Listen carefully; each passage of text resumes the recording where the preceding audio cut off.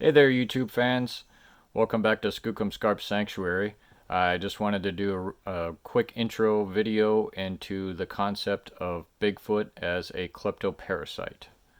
This is something that I've kind of come across in my research here as far as their behavior and kind of the role that that activity plays in their potential culture. But let's start with an example from the natural world that has nothing to do with cryptozoology. This is kind of what got me into this a little bit. We have pelicans that come down through here to the river. And when they come in, usually they come in with double crested cormorant and terns. Okay. And so you'll be down by the river, and oh, here comes the pelicans, and here, and then, yep, then there's a bunch of cormorant with them, and then on they kind of they're following a school of fish. They come in, and so they'll land in our little bay area there, and then you'll see kind of in the core you'll see the pelicans and the cormorant, and then out on the exterior you'll see the terns. Okay, but what winds up happening is that kind of mixed them, that you have these two groups in the center of this mixed together. And when one cormorant starts making the physical action of I caught a fish, immediately you'll get five or six pelicans. They come in, they gang up, they try to, it's pretty dramatic, they try to drown the cormorant, steal the fish, and I'm not convinced that they don't sometimes eat cormorant. When this commotion is going on, it sort of spreads the fish underneath the surface of the water out, and then you'll see these terns going boink, boink, boink, diving and catching the fish that are escaping these two species here fighting. So it's a really interesting and cool process to watch. But that got me thinking more about, okay, my shock of coming here and thinking because this was damaged forest land that Sasquatch wouldn't exist here, because I think of Sasquatch as being, like most people do, further out into the woods in a little bit more undamaged habitat, maybe on state preserves, places like that. But when you start to, it really changes the equation when you wrap your mind around this. That when you really see Sasquatch as a kleptoparasite, as opposed to, I guess, most endangered species that we think of, and most people assume Sasquatch is an endangered species. For one thing, they're specialists, but they're going to be far away from human settlements, and they're not going to want anything to do with people. I mean, most wildlife really doesn't want anything to do with people. And yet, when you listen to Sasquatch accounts over and over again, I mean, this isn't something new. People understand that they come in and they're attracted to orchards, and they will take chickens, and so we know this. But it's when you really let it sink in that what's going on, it's you have to change that equation. Instead of assuming that humans repel Sasquatch and that everything that we do is detrimental to Sasquatch habitat, instead of thinking like that, you go, oh, okay, these things are actually, they're smart enough that they've adapted. So let's go back in time and think of some examples of this. This area right here we know was inhabited by Chinook people. And while I don't know for a fact, I'm pretty certain that when we do know that they tended, okay, red huckleberry gardens. And so in one of my earlier videos, I'm having that conversation about what we're doing to promote the growth of those plants.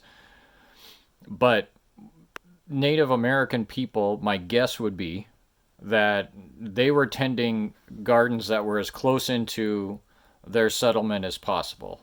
I mean, why would anybody want to have to go way out into the woods? I mean, if there was a nice patch, I'm sure they would go further out. But of course, if that's your culture, you probably were doing the most work immediately around the camp. I mean, that's, people usually try to keep their gardens close to their homes, etc. And these were essentially forest gardens. Past that perimeter, I don't really think, my guess would, again, it's a guess, my guess would be that there probably weren't a lot of deer in close to these Chinook settlements, because they would have hunted them. I mean, that was one of their primary food sources. And so I think that's why a lot of times in hunter-gatherer cultures, you hear, okay, the men are out hunting, they're up in the hills because they've already eaten everything that's close around.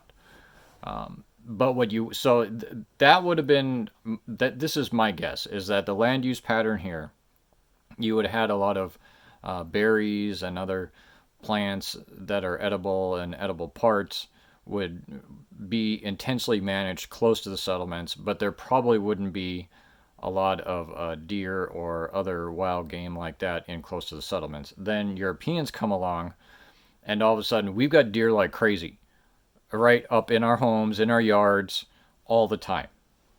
And so the Sasquatch would have had to adapt to that. The berries are still here, but they're probably nowhere near the quality that they would have been when there were native people here tending them. So some food sources stay consistent, but these are the sort of things that I want to explore more in through this channel, is kind of fine tuning, I guess, some of these concepts a little bit about them as a kleptoparasite, and really kind of understanding that they are attracted to a certain elements of human settlements intensely. We just don't get it because they always make it on their terms, and they don't feel compelled, I guess, to show themselves to us unless sometimes, I guess, people, catch a glimpse of them. But I think a lot of times it just they realize that they just have to show themselves to us, and we skedaddle out of there. And so it's almost always on their terms. Our relationship with them is almost always on their terms, and that's kind of obviously what makes it difficult for us to understand what's going on with them. But that is, that innate characteristic of Sasquatch, that they are a kleptoparasite and that they have had a very long relationship with human settlements for a long time. That is going to be a very different thing when you're talking about something like, okay, eventually there's going to be a body, and we're going to say, okay, how many of them are there? We're going to have to do all these studies, and people are going to say, hey, they're an endangered species. Of course they are. Why? Because of the assumption that they need old growth habitat or something like that to exist. When you have something that is what I call a mega generalist and potentially is attracted to human settlements and living just on the periphery of human settlements, that's going to be a whole other thing to deal with. Now, I do agree that these far, way upland areas, that I'm sure that is going to be their first choice for rearing children and, all sorts of different things, that they do need a certain amount of privacy. And the creatures that come down here may be very different in their personalities than the ones that stay in the uplands. The creatures that come down here, they might be a little bit stealthier. They might be a little bit more daring because essentially they're raiding. They might be a little bit more socialized, I guess, to people and not as aggressive. I mean, we have not had a lot of aggressive displays here. I mean, certain amount. Okay, sure, shaking a tree or doing some busting limbs off a tree, some of that kind of stuff that I've experienced. Yeah, it's a little aggressive, some of it, but certainly we haven't had things like rock throwing and all that, and that's usually kind of what I've noticed listening to a lot of reports, is that when you get out further into what they really consider their territory is when they're going to get a lot more aggressive. So that's just kind of my intro, because this plays into when I do start talking more about the deer bones and that whole situation.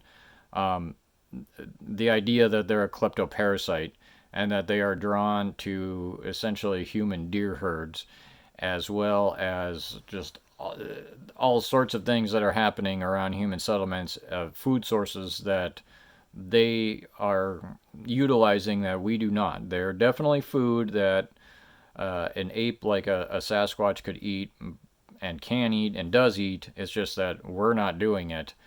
And so this is part of what this YouTube is about. It's about how the Sasquatch are adapting, what this means for their intelligence, and what we can learn by looking at how they're utilizing their environment. And so again, I'm trying to, I guess, a little bit in these early videos, show how we're different. There's so much out there that it's very titillating and interesting to see these various blob squatch videos, and on the one hand I do understand what people are talking about. Yeah, we want evidence and this and that, but I'm not what I'm doing here isn't about discovery. I believe that has already been that we've already established there's some kind of ape out here that we don't understand. And so that really is more of my focus, is kind of looking at these more nuanced aspects of their behavior, because once they are fully established as a recognized species, we're going to need to make decisions about what we consider their habitat. And, you hear that a lot in the world of Sasquatch, people talking about, well, these various groups don't want them acknowledged because it's going to affect logging and all this. I mean, so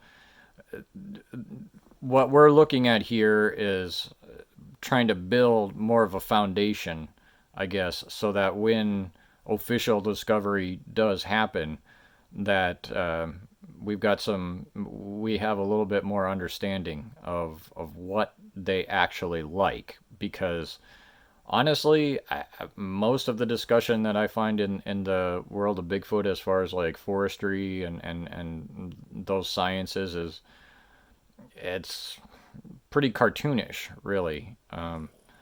As far as the really, any kind of good understanding of forestry or just habitat in general. I mean, yeah, certainly there's people that have been doing this for years that have a good idea of what food sources they like and all that. But my point is that we need to have a better understanding of this in the future. And right now we don't. And that's part of our deal here, is that we want to learn as much as we can about what habitat they actually like and how adaptable they are, and what that means for people, and what that means for our past. That we've evolved alongside a creature that is just right out here all the time. And that it is interacting with us, but doing it in such a way that it's always on their terms. This has a lot of implications for human evolution, and us working together as groups, and our feelings about the natural world and where we've been able to move and when.